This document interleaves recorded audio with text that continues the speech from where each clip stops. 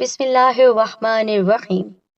تمام تعریفیں اللہ رب العزت کی بابرکت ذات پر، اور بے شمار درود و سلام ہمارے نبی محمد مصطفیٰ صلی اللہ علیہ وآلہ وسلم، ان کی ازواج مطہرات، ان کی آل اور صحابہ کرام پر۔ السلام علیکم ورحمۃ اللہ وبرکاتہ۔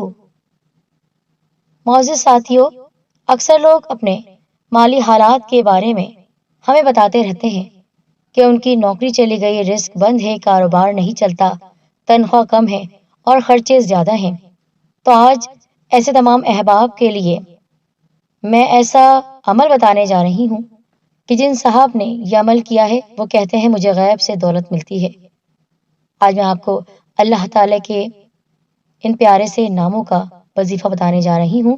بہت مجرب ہے، اور اس بات کا آپ کو بخوبی دھیان رکھنا ہے کہ ماہ سفر میں آپ کو یہ عمل کرنا ہے، اس لیے آپ ضرور اس ویڈیو کو دیکھیں اور ہمارے چینل سید دین کارنر کو سبسکرائب کر کے بیل آئیکن کو دبائیے اور نوٹیفیکیشن پر کلک کر دیجیے گا۔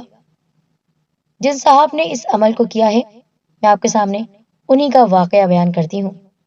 ان کو اللہ تعالیٰ نے بہت نوازا ہے، لیکن ان کے مالی حالات کیسے بدلے اس کا ذکر انہوں نے کرتے ہوئے کہا کہ اللہ رب العزت کا جتنا شکر ادا کروں بہت کم ہے۔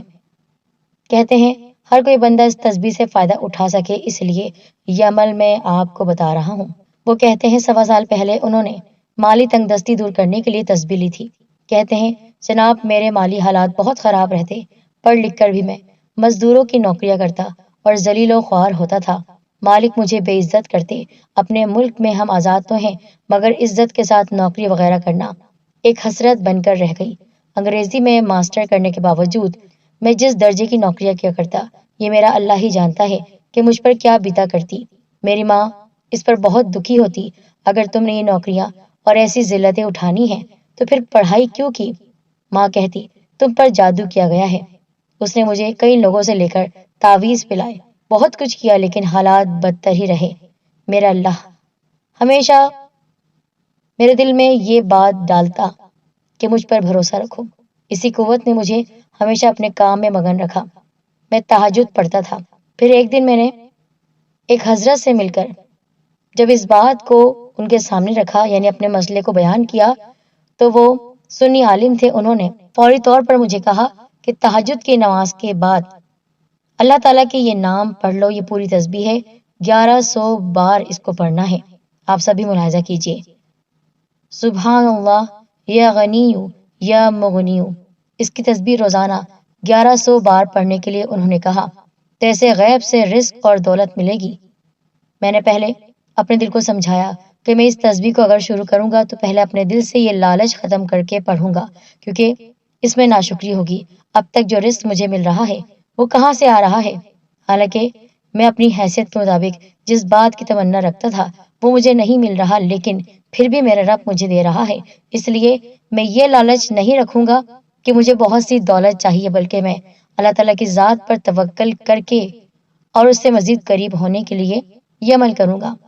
میں نے اپنے آپ کو صحیح کر لیا، اندر سے اچھی سوچ کر لی، اپنے دل کو تمام برائیوں سے میں نے پاک کر کے نماز تہجد کے بعد سبحان اللہ یا غنیو یا مغنیو کی تسبیح شروع کر دی۔ 40-42 دن گزر گئے تو مجھے ایک جاننے والے نے ایک بہت اچھی نوکری دی، اور وہ نوکری تھی ان کے بچوں کو پڑھانے کی۔ تنخواہ اتنی زیادہ کہ مجھے کہیں اور جانے کی ضرورت پیش نہ آئی۔ یہ غیب سے رزق کا وہ دروازہ ہے جو مجھ پر کھلا۔ اللہ تعالیٰ نے مجھے 1.25 سال میں کہاں سے کہاں پہنچا دیا، اور یہ شکر گزاری اور توکل کا نتیجہ ہے۔ یہاں میں ایسے تمام مالی حالات سے پریشان لوگوں سے کہوں گا کہ اپنے دل کو پاک صاف کر کے اللہ تعالیٰ سے مانگے، انشاءاللہ ایسے اسباب بن جائیں گے کہ آپ پر رزق ہر طرف سے آنا شروع ہو جائے گا۔